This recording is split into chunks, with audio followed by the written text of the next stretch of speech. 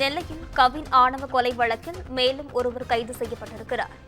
நெல்லையில் கவின் ஆணவ கொலை வழக்கில் சுர்ஜித் சித்தின் மகன் ஜெயபால் என்பவரையும் சிபிசிஐடி போலீசார் கைது செய்திருக்கின்றனர். இதனை அண்மை செய்தியாக பார்க்கிறோம். நெல்லையில் கவின் ஆணவ கொலை வழக்கில் மேலும் ஒருவர் கைது செய்யப்பட்டிருக்கிறார். நெல்லையில் கவின் ஆணவ கொலை வழக்கில் மேலும் ஒரு குற்றவாளி கைது செய்யப்பட்டிருக்கிறார். இது குறித்தான முழுமையான விவரங்களுடன் செய்தியாளர் சிவகுமார் இணைப்பில் இருக்கிறார். வணக்கம் சிவகுமார், இது குறித்தான விவரங்கள் என்ன? பதிவு செய்யுங்க. தமிழகத்தை உலுக்கிய ஆணவ கொலை வழக்கில் ஒண்ணுன்னு சொல்ல போறதா கடந்த மாதம் 27ஆம் தேதி நெல்லையில நடைபெற்ற மென்பொறியாளர் கவின் அப்படிங்கிறவரோட கொலை வழக்குன்னு சொல்லலாம். தன்னோட சக வகுப்பு தோழியும் தன்னோட காதலியுமான சுபாஷினியை பார்க்க வந்த நேரத்துல அவர் தம்பி சுர்ஜித், அதாவது சுபாஷினியோட தம்பி சுர்ஜித்தால படுகொலை செய்யப்பட்டாரு.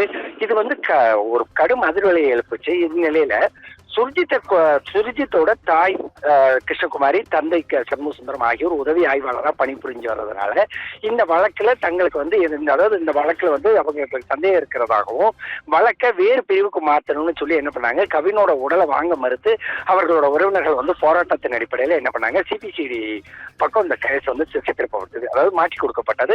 சிபிசிஐடி வசம் மாற்றப்பட்ட அன்னைக்கு வந்து சுபாஷினி ஒரு வீடியோ வெளியிட்டு இருந்தாங்க. என்னன்னா, தனக்கும் அவர் கவினுக்கும் வந்து காதல் இருந்ததாகவும் தங்களுக்குள்ள என்ன நடந்ததுங்கிறது எங்களுக்கு மட்டுமே தெரியும், எனது தாய்க்கோ தந்தைக்கோ இதுல எந்த சம்பந்தமும் கிடையாது அப்படின்னு சொல்லி ஒரு வீடியோ வெளியிட்டு இருந்த நிலையில அவங்களை வந்து சிபிசிஐடி கஸ்டடியில் எடுக்கிறதுக்காக முயற்சித்தாங்க.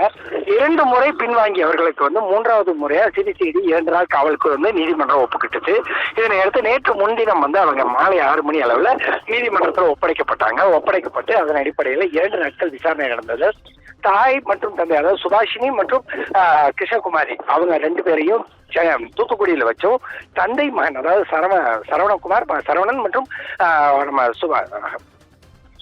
அந்த பையன் 2 பேரையும் வந்து திருநெல்வேலியில் வச்சு விசாரணை பண்ணாங்க. விசாரணை பண்ண நேரத்துல 20, அதாவது மொத்தம் இந்த 4 பேர்த்தையுமே 50 கேள்விகள் மொத்தம் எழுப்பப்பட்டது.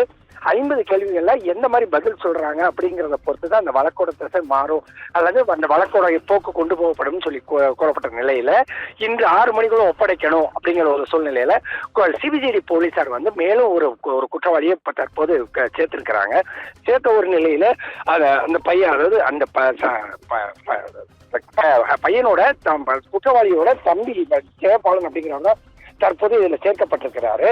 அவருக்கு என்ன மாதிரி சிபிசிஐடி போலீசார் வந்து கண்டுபிடிச்சிருக்கிறாங்க, அதாவது சுர்ஜித்தோட தம்பி ஜெயபாலனுக்கு இந்த குற்றத்துல தொடர்பு இருக்கு அப்படின்னு கண்டுபிடிச்சதோட இல்லாம அவரையும் தற்போது கஸ்டடியில் எடுத்து அதன் அடிப்படையில் அவர் மேலேயும் விசாரணை பண்ணிட்டு இருக்கிறாங்க. அதோட பாத்தீங்கன்னா தற்போது அவர்களை வந்து குறிப்பிட்ட அந்த காலக்கெடு முடிகிற சூழ்நிலை இருக்கிறதால அவங்க 3 பேரையுமே தற்போது அரசு மருத்துவக் கல்லூரி மருத்துவமனைக்கு சிகிச்சைக்காக கூட்டு போய் காட்டிட்டு அங்கேயிருந்து நேரம் நீதிமன்றத்துக்கு போய் ஆஜர்படுத்தி 3 பேரையுமே பாளை மத்திய சிறையில் அடைக்கிறதுக்கு ஏற்பாடுகளை பண்ணிட்டு இருக்காங்க. நிஷா,